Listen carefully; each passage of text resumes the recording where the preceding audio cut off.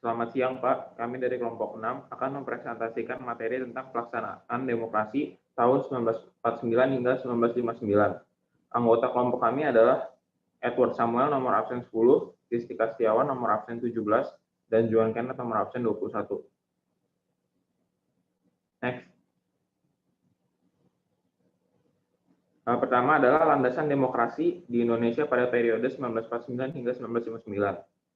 Sistem pemerintahan dalam bidang politik yang dianut pada masa demokrasi parlementer atau yang dikenal juga dengan sebutan demokrasi liberal adalah sistem kabinet dan sistem kabinet parlementer.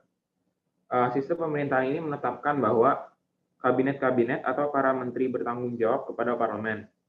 Yang kedua, sistem kabinet parlementer juga menerapkan sistem pemungutan suara atau voting yang digunakan dalam pemilihan umum, mosi, dan demonstrasi sebagai bentuk rakyat dalam mengekspresikan hak untuk ikut serta dalam berpolitik.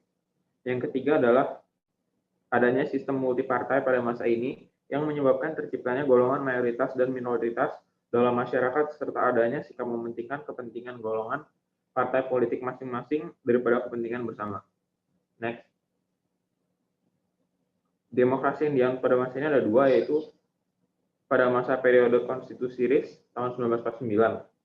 Demokrasinya adalah demokrasi parlementer, sistem demokrasi yang menitik beratkan kedudukan badan legislatif sebagai lembaga tertinggi daripada badan eksekutif. Periode yang kedua adalah periode UUDS tahun 1950 sampai 1959. Demokrasi liberal. Sistem politik yang melindungi secara konstitusional hak-hak individu dari kekuasaan individu. Next. Berikut ada urutan tahun-tahunnya. Pada tahun 1949, UUD 1945. Pada tahun 1949, UUD 1945 ditukar dengan UUD Konstitusi RIS. Pada tahun Konstitusi RIS digunakan dari tahun 1945 hingga 1949 hingga tahun 1950 saja. UUDS 1950 digunakan selama sampai tahun 1959.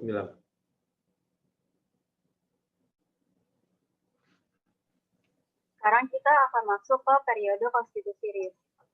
Seperti yang sudah kita tahu tadi, kita menggunakan demokrasi parlementer. Adapun ciri-ciri dari demokrasi parlementer, yaitu yang pertama, kepala pemerintahan adalah Perdana Menteri, kepala negara adalah Presiden.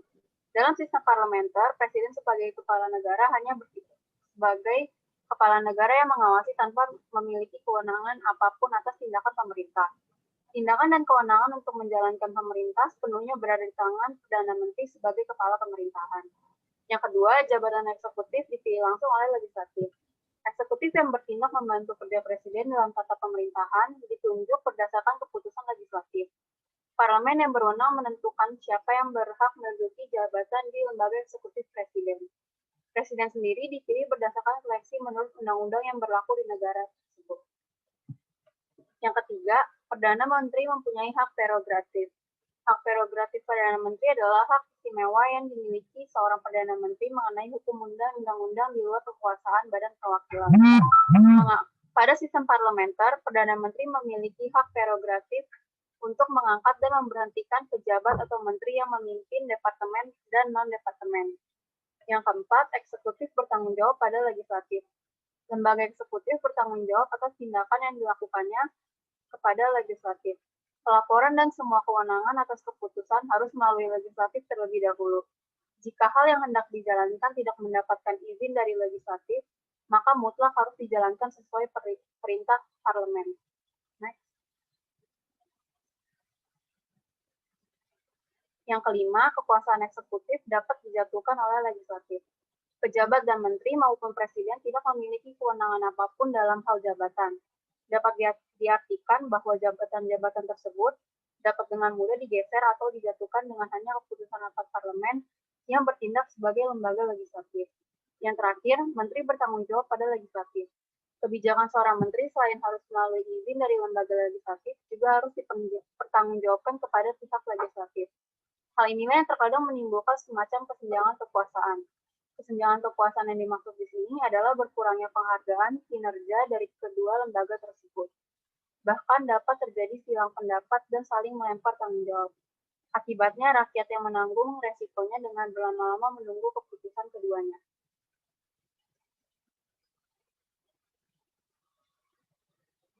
Pelaksanaan demokrasi pada masa ini tidak berlangsung lama karena bentuk negara serikat yang dianut dalam konstitusi RIS tidak cocok dengan bangsa Indonesia. Oleh karenanya, pada tanggal 17 Agustus 1950, kita kembali lagi ke bentuk negara kesatuan Republik Indonesia.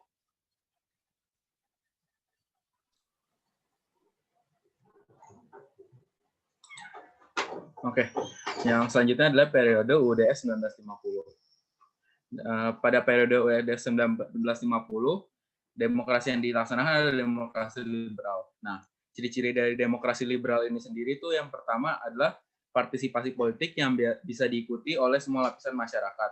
Seperti yang kita ketahui bahwa dalam pemerintahan liberal, setiap individu memiliki kebebasan untuk berpartisipasi dalam politik dan berhak memiliki suaranya sendiri tanpa ada batasan dari sara maupun status sosial lainnya. Yang kedua adalah terfasilitasinya kebebasan individu. Seperti namanya liberal, artinya ada kebebasan individu. Di sini semua orang di dalam negara memiliki kebebasan untuk melakukan yang dia mau selama sesuai dengan undang-undang yang berlaku. Baik dalam politik seperti poin pertama tadi maupun dalam bidang lainnya seperti bidang ekonomi. Nah, tapi dikarenakan adanya kebebasan individu ini, jadi terjadi kesenjangan sosial antar masyarakat. Dia ada masyarakat yang ekonominya tinggi dan juga ada yang masyarakat ekonominya rendah. Gitu. Yang selanjutnya, yang ketiga adalah pemerintahan yang dapat membentuk hukum sesuai dengan suara mayoritas di parlemen. Seperti yang tadi sudah dijelaskan, parlemen pada saat itu memiliki kekuatan pemerintahan dan parlemen ini sendiri tuh dipilih sesuai dengan organisasi yang memiliki suara terbesar. Jadi pada saat itu organisasi itu dalam bentuk partai-partai politik dan partai-partai politik yang dapat pemilihan suara paling besar dari masyarakat menjadi pemimpin gitu pada saat itu. Tapi tetap saja yang jadi itu tetap ada kekuatan presiden. Nah, yang selanjutnya adalah kekuasaan pemerintahan yang terbatas. Seperti yang tadi sudah dibilang bahwa parlemen menjadi kekuasaan pemerintahan, tapi tetap saja harus ada batasnya. Ini adanya batas ini tuh dilakukan supaya negara ini tidak didominasi oleh satu parpol saja, sehingga parpol-parpol lain bisa melakukan proses check and balance terhadap parpol yang satunya. Oke, yang selanjutnya adalah pelaksanaan demokrasi. Seperti yang tadi sudah dibilang bahwa pemerintahan berdasarkan parlemen dengan demokrasi liberal. Dan pada periode ini juga terjadi pemilu pertama kali dalam rangka memilih anggota konstituante dan DPR. Pada waktu itu terjadi sekitar tahun 1955. Nah, akibat berhentinya masa ini tuh karena konstituante tuh gagal menjalankan tugasnya karena adanya konflik antar partai di dalam konstituante itu sendiri. Akibatnya, ketatanegaraan menjadi sangat rawan bagi kelangsungan hidup bangsa Indonesia. Kemudian Presiden mengeluarkan Dekret 5 Juli 1959 yang isinya pembubaran konstituante itu sendiri, berlakunya UUD 1945, dan ditidakberlakukannya UUDS 1950. Dan juga pembentukan MPRS yang terjadi atas anggota DPR, ditambah utusan dari daerah serta golongan, serta pembentukan DPAS.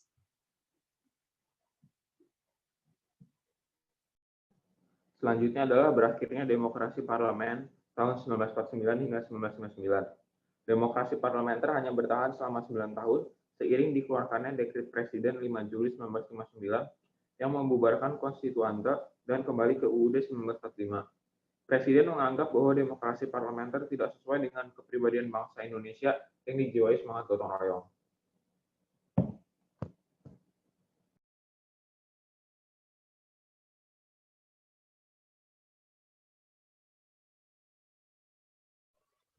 Sekian penjelasan dari kelompok kami. Terima kasih.